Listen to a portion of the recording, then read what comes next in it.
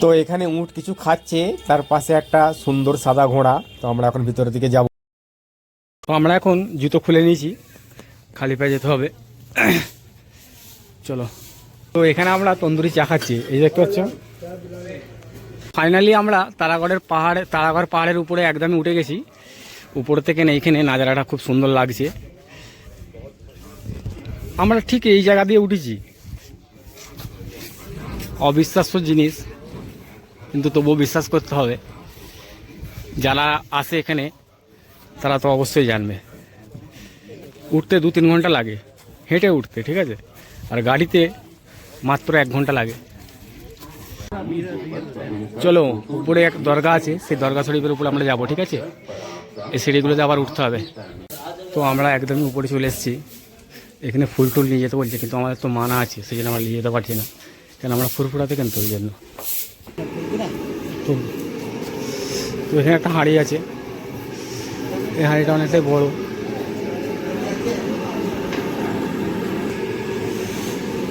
এই হচ্ছে হাঁড়ি, এটা উপরে দরগা শরীফের উপরে, তারাগড় পাহাড়ের উপরে, ঠিক আছে। চলো, এখন আমি এদিকটা যাবো। পাশে একটা হাঁড়ি আছে।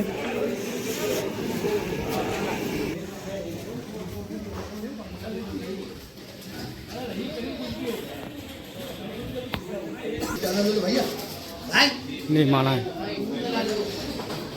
চলো, আমরা ভেতরে ঢুকে পড়েছি। তো এখানে চাদরের ঢাকা রয়েছে। তো নিচে মেহমান কিছু এসছে, সেটা মেহমানখানা। চলো, আমি এখন এদিকটা যাব। তো এখানে আমরা তন্দুরি চা খাচ্ছি, এই দেখতে পাচ্ছ।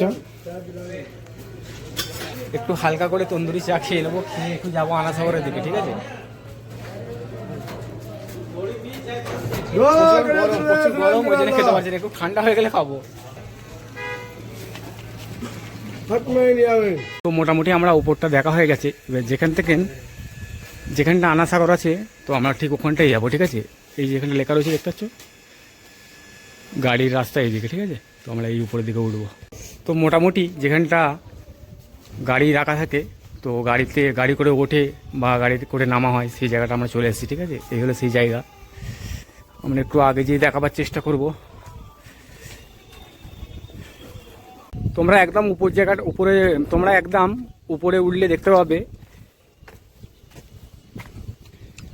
এই মাজার শরীফটা দেখতে পাবে, ঠিক আছে।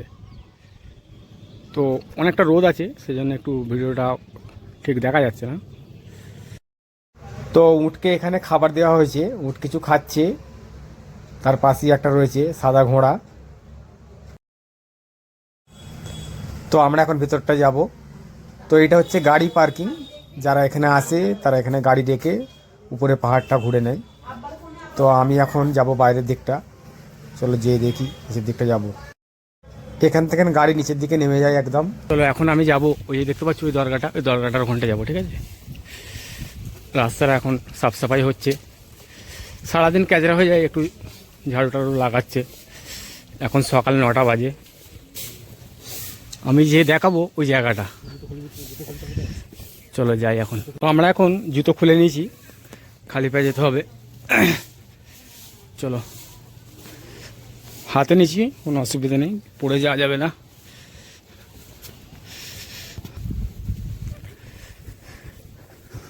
এই রাস্তাটা কেউ নেই, তো যে আমরা বাঁদিকে বেঁকবো। চলে এসছি, একদম দরগার সামনে চলে এসছি। এখানে একটা ছোট্ট ঘোড়া আছে, ঘোড়াটা বাঁধা আছে গামছা দিয়ে। চলো, চপ্পল জুতো এখানে রাখা হয়ে গেছে, এবার ভিতরটা যাবো।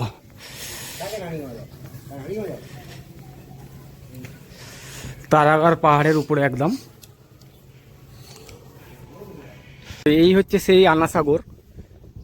তো একদমই কুয়াশা ঢাকা পড়ে আছে, সেই জন্য দেখতে পাওয়া যাচ্ছে না পুরোটা। না, এই যে দেখতে পাচ্ছ পুরো সাগর বয়ে যাচ্ছে একদম। এই যে বর্ডারটা আছে, পুরো সাগর বয়ে যাচ্ছে, ওইদিকে চলে যাচ্ছে পূর্ব দিকে। তো আমরা এখন ওইদিকে যাব। হ্যাঁ, এখানে না রাস্তায় কাঁচ ভাঙা আছে, পাথর কুচো কুচো আছে। এখানে রাউন্ডগুলো অনেকটাই, ঠিক আছে। গাড়ি চালাতে একটুখানি অসুবিধা হয়। আমরা এখন যাব নিচে যে দরগা শরীফের ভিতরে ঢুকবো।